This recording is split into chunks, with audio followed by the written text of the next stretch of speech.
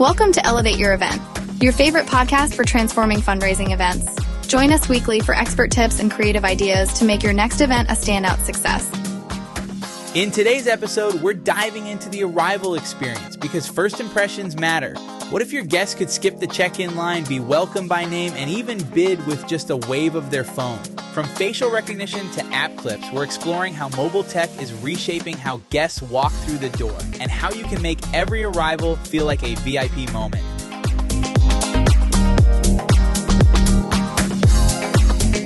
Welcome back to the Elevate Your Event podcast, where we talk about all the various ways you can make your next fundraising event better. So let's welcome back into the studio. We got Elise Druckenmiller, also known as Elise D, because no one knows how to spell her last name.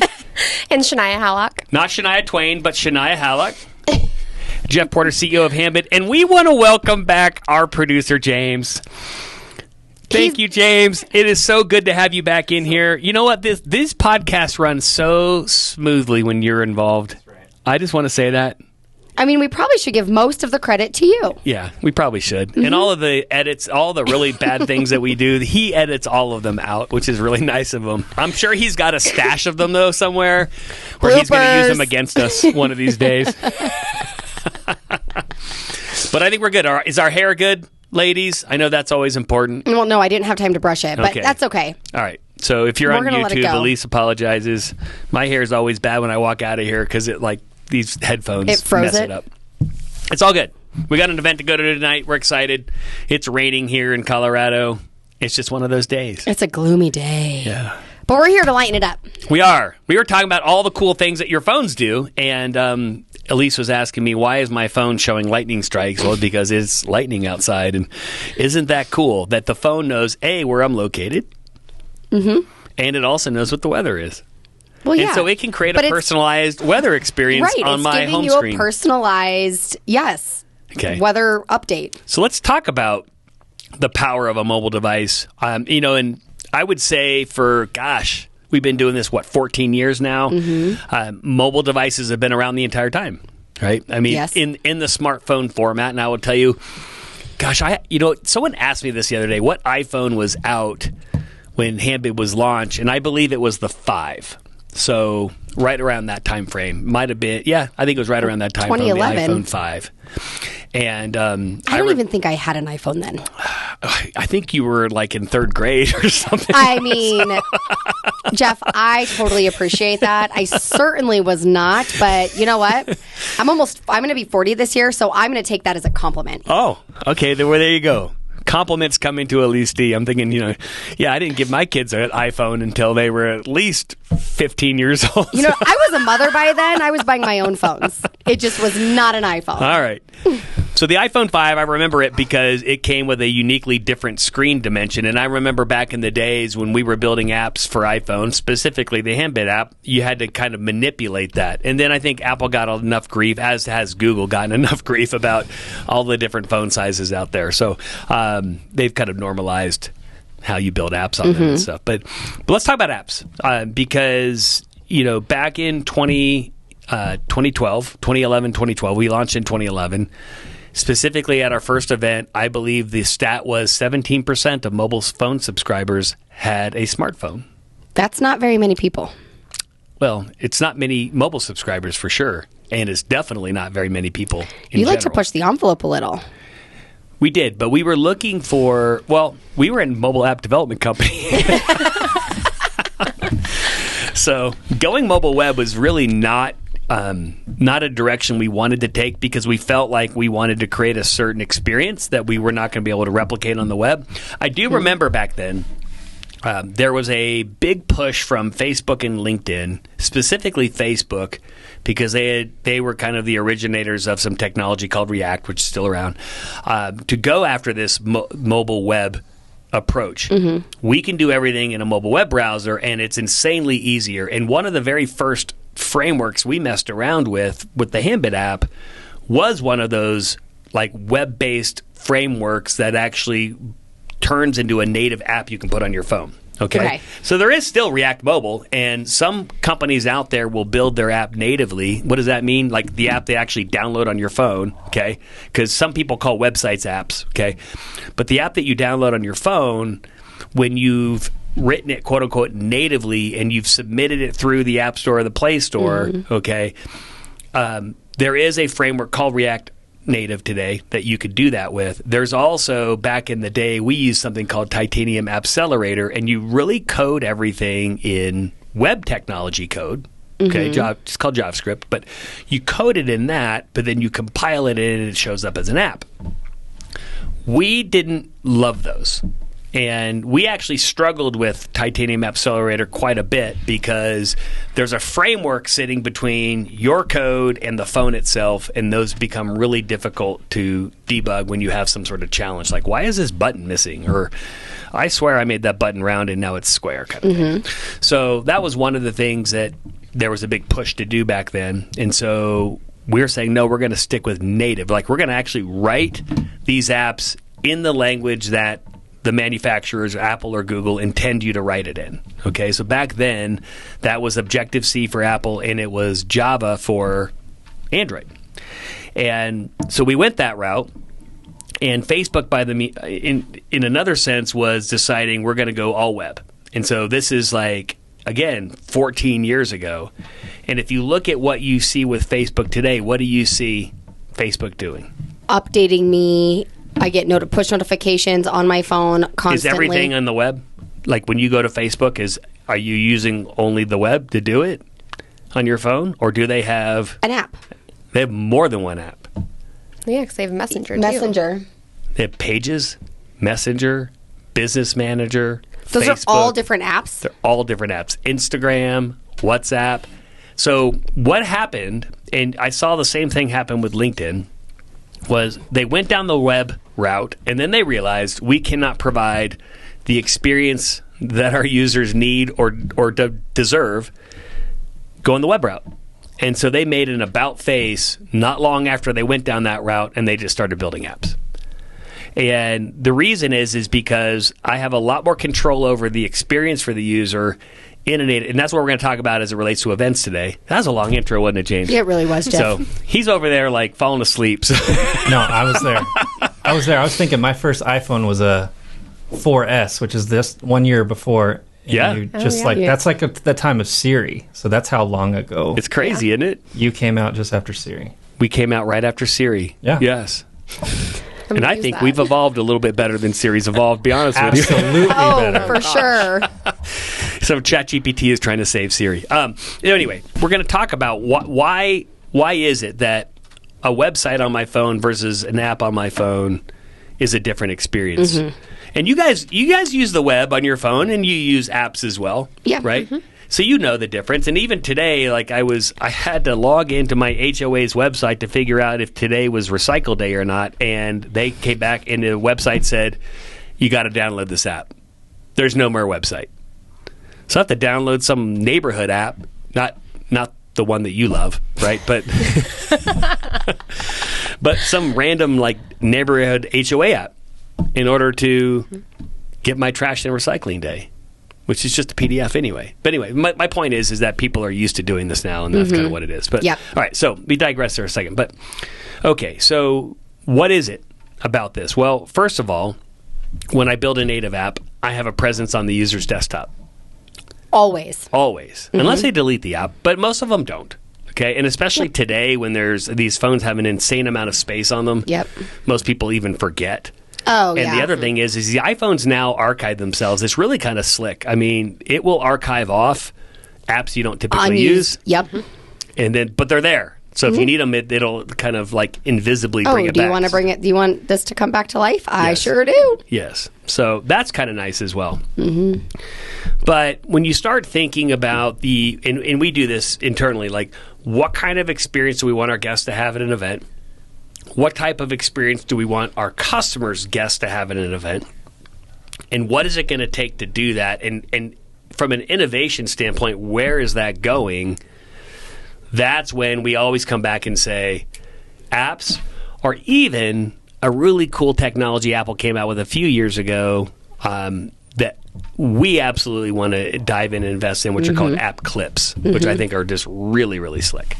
But let's go through the experience first, okay? Because when we talk to clients on the phone or prospects on the phone, I would say 90% of the conversation is around ticketing, registration, check-in, getting people in the door. Getting people in the door. Right, at a physical event. They don't want the technology to interfere. They want it to help, but not become the forefront of the event. They don't want it to stop the line, but rather help the line and just not be. And then they come up with these schemes. We're going to call them schemes to speed up the process. Circumvent? That they not circumvent. I would say just. Everybody who comes to us saying they want to do certain things like put fake bidder data in or whatever it is to register them in advance, all have the intention, I think, of just speeding the process up. Right. Right? No one's saying, hey, you know what we should do today? We should just put bad data in our CRM. Because that sounds like a fun idea. That sounds like a fun idea.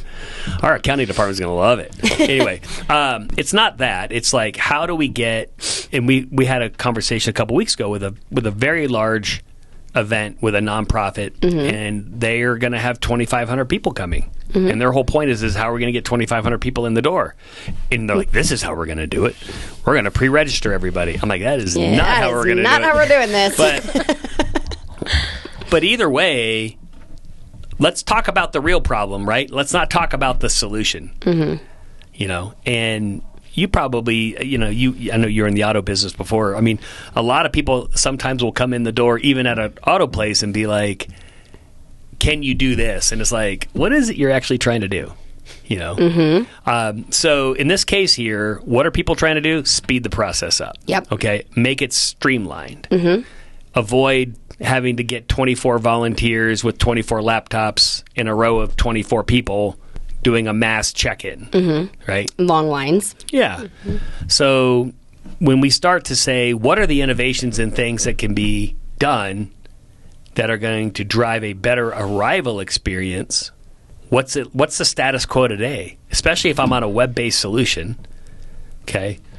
I have no idea where you are on a web-based solution, okay?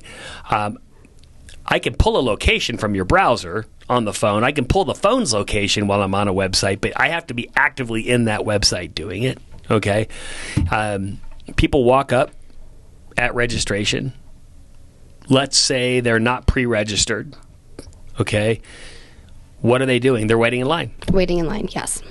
Okay. And then you get them up to the front, and now we have a variety of things we have to do. I've got to get your name, your email, your phone number. Credit card. We have tap to pay now. It's really cool. Tap that card. But I'm tapping a credit card, and all of this takes a little bit of time, especially if I'm not a great typer. Yeah. Okay, so, right, the guest list is poop. Yeah. Because sometimes it is. Either way, right? This is taking time. So we say, what are ways that can streamline that don't involve creating fake bidder information? And register them in advance. Register them in advance. How do we do that? Well, how would you do it? Say you're the world's best programmer. Well, you still need to know who they are. But they know who they are. So how is Handbid going to know who you are? No. Well, you would have to download the app to begin with. Right. So what we can do is get people to register in advance, providing their own information. Right. Right. But they didn't do that. We just established that they didn't do that. Well. So this is if they don't do that.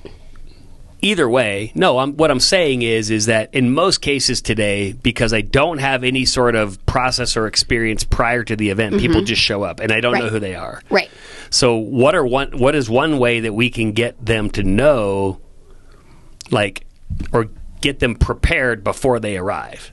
They can register in advance. Right. Okay. Yes. So how do we get them to do that? And then how do we connect that to their arrival?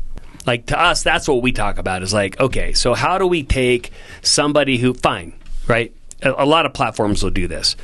Hey, Elise, fill out your guest list. Invite Shania. Shania comes. Yep. So you send her an invite. She fills in her information. Now Shania's in the guest list. Right. Okay. Is Shania ready to bid? We don't know. Probably not. Probably not. Okay. Maybe she did put on get a credit card on file. Maybe she didn't. I don't know. Okay. Because we don't know, right? As the platform or the charity, we don't know when Shania shows up. Right. Okay. Shania's still going to wait in line. Yes. Right? Yes. Okay. So location-based. Well, no, she's going to wait in line. She's on a web system, right? We're not talking apps. Okay. She's pre-registered. Yes. She's going to wait in line when she Yes. gets there. Okay. Now, one of the things that we want to do is say, okay, Shania, you've pre-registered. Next step is you should download this app. If you didn't do it first and register, you've done it second. Yes. Okay, you've registered. Let's get you prepped. Okay, step 1, 2, 3. Okay, I got your name, I got your email, I got your phone. I asked you to put a card on file in advance. You've done all of those things. And so now you need to download this app. Get the app. And it auto logs you into the app and it says wait further instructions. Okay, so now, fine. I've got this Handbid app on my phone. It's connected to the event I'm going to. It says, I can see that. I log into the app. The app logs me in, and it takes me right to the homepage of this event, and it says, you're all set. Additional updates will come. Okay, so maybe that's on a Monday or a Tuesday prior to the event. Who knows? Maybe it's at 2 o'clock the day of the event, depending on when you got invited by Elise. Maybe you're just like a backup plan for Elise. The first 5 I didn't friends want to mention it too, but the first 5 said no. So all right, we're down to Shania. Okay, so send her the invite. Either way, okay. So you have it on your phone, and now a message comes out. Can't wait to see you tonight. Here's where you need to go park. Okay, here's the information you need. Here's how you get in. It might ask you interactive questions like, I see that you're a guest and we don't have your meal choice plans. Can you go in and fill in this extra information for us? It's probably too late for the caterer, but either way, you get the point. So you fill all that in, and then you head to the event. You might be in the car while your spouse is driving, filling this in, and that's okay too, right? And then all of a sudden, you arrive. And because you're in an app, and the app knows where the event is, and the app knows where you are, it pops up and says, welcome. To the Gala. This Reminder, is this is where the parking experience. is, right? Thank you guys for coming. Here's where the entrance is. And now you walk up to check in. Why would you have to wait in line? The only reason would be to maybe get your paddle. Right. Now, does it seem insensitive? Like, I want to greet every guest? Fine, greet every guest. But do you really need to wait in line and go up to someone holding a laptop or an iPad in their hands to check in? You shouldn't have to, right? In our world, we think, like, if you look at hotels these days, you look at airlines these days, even at the premium level, even sporting events, right? You check yourself in, right? You and look, I'd love for you to say thank you for coming. Have greeters at the door saying thank you for coming, right? But we envision there's a fast track.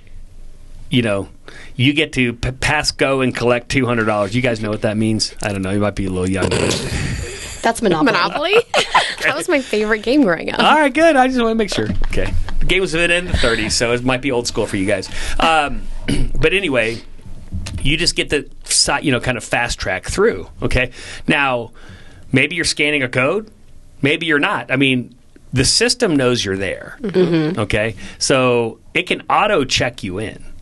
Now, if you need to still authenticate who that person is, or you need to give them a paddle number, okay, I can have you walk up to a kiosk, scan your QR code, and it'll come back and say, grab the paddle number off the stack and type it in and go in, and now you have a paddle number. Or, even better, paddles on the phone. We don't need paddle numbers anymore. This is Jeff's greatest idea. I love this idea. I know. You want to hear my paddle idea, James? Oh, yeah. Okay. So it's not that you have a paddle number on your screen that you're going to hold up in the air. That is true. Okay. And so with our app, you could literally, if we spent a couple of days of work, turn the app sideways and your paddle number would pop up. That's cool. Okay. But I can actually record a donation if you turn your phone sideways and hold it over your head. Ooh. That would be very easy because the app would recognize that it has rotated and moved, and that would be the gesture of a donation. And it could even be something where it would, when you held it back down, it would say, do you still want to confirm that you wanted to donate $250? You could say yes. Period. So no more paddles. Because as soon as you did this and held it over your head, we just showed on the screen. It recognizes it.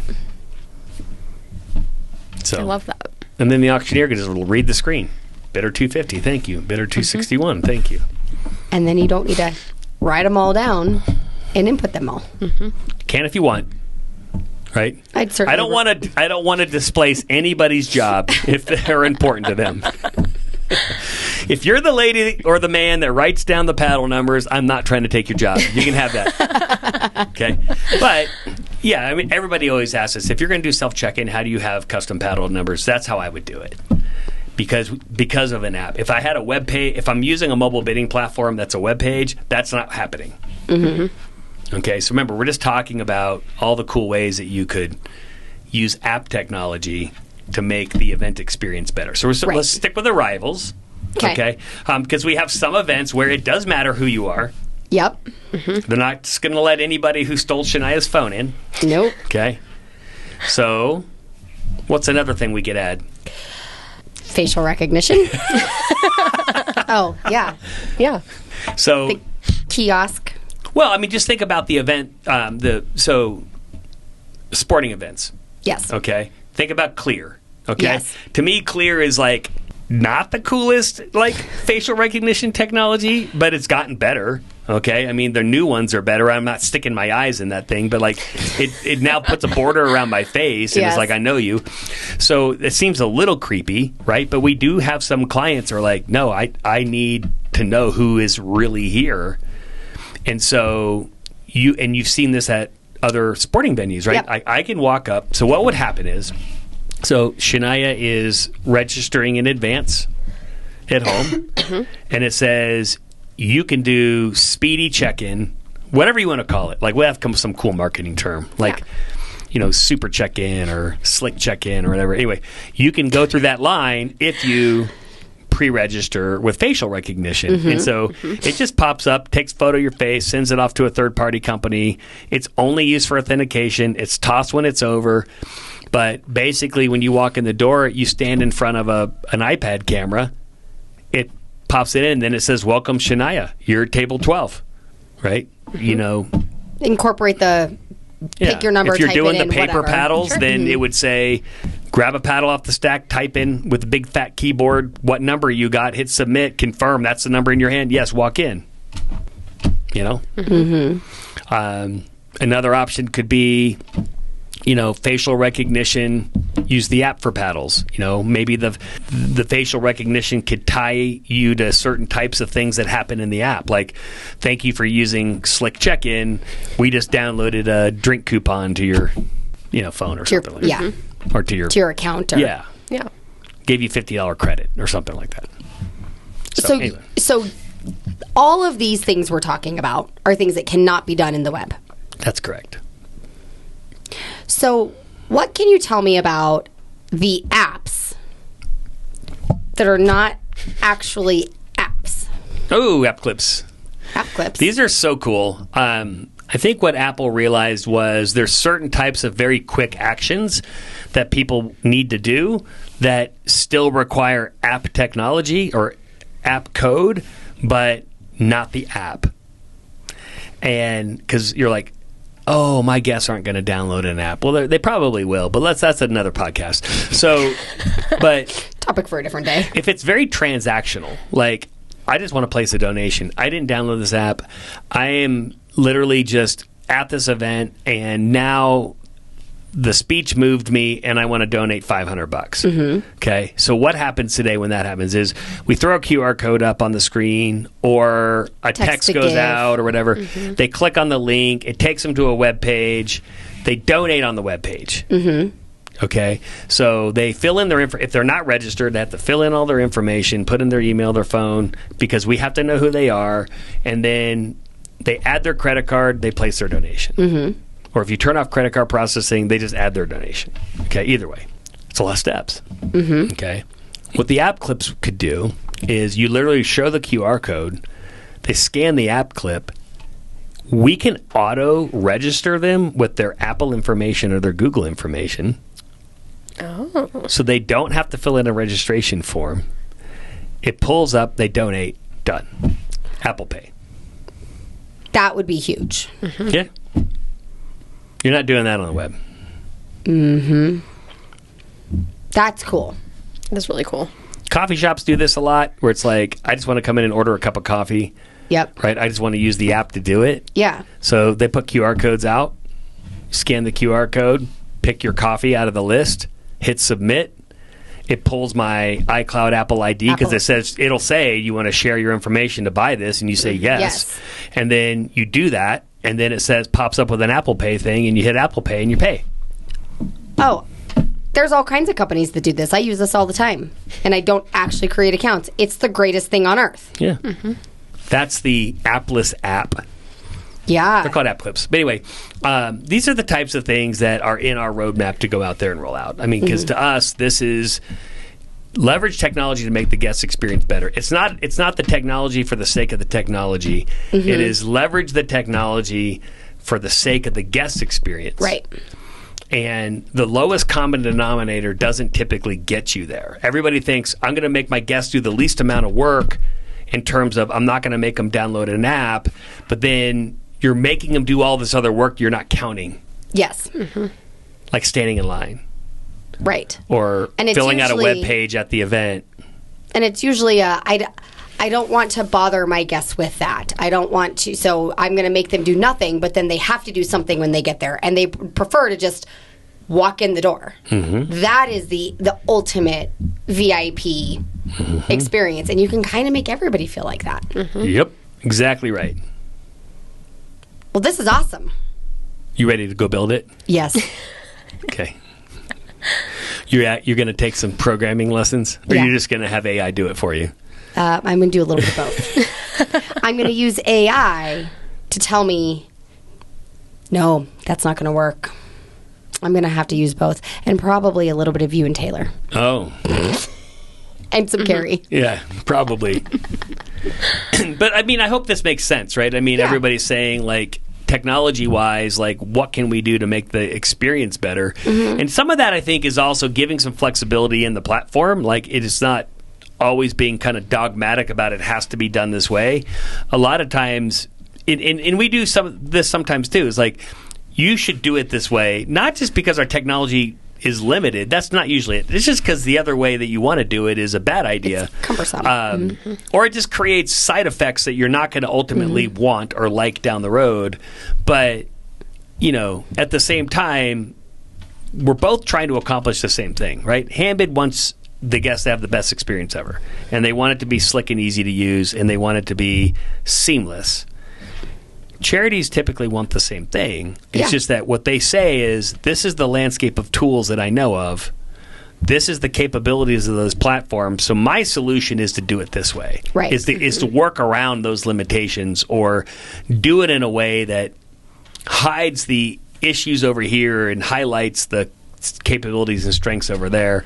What we say is, well, let's just figure out what the best process is and then build the technology to support that. Right. Mm-hmm. I mean, it kind of puts us on the forefront of kind of, you know, cutting edge. That's the intent, in a sense. Yeah. Sound good? Yeah, I think it sounds great. So I'll just pop that right into the roadmap. That's what I'm going to do. I'm not going to use AI. I'm just going to put it into your roadmap. Yeah, put it in our roadmap. This is the stuff we want to work on. There's plenty of things in that roadmap we don't want to work on, but this is one of the ones we do. So anyway. Yeah. Well, that's it. That's all I had for you guys. I think it's great. So, you know, for those of you listening that want more information about app technology, you can certainly reach out to us and we can have the conversation about it. You can go read up on app clips. You can go chat with your favorite AI engine and say, if I ask it who the most innovative mobile bidding company is, it's going to tell me Handbid because it likes me. But you've trained it, Jeff? I've trained it. But just keep that in mind when you're thinking about, like, hey, where can I leverage technology to make the guest experience better versus how do I work around technology to make the best experience better? Give us a call. Sound good? Yeah. Sounds great. All right, let's wrap up this episode of Elevate Your Event. Until next time, happy fundraising. If you enjoyed our show, please take a moment to leave us a review. You can find us on Apple, Google, and Spotify. Don't forget to subscribe for more great content. And if you're a fan of video, check us out on YouTube. Until next time, happy fundraising.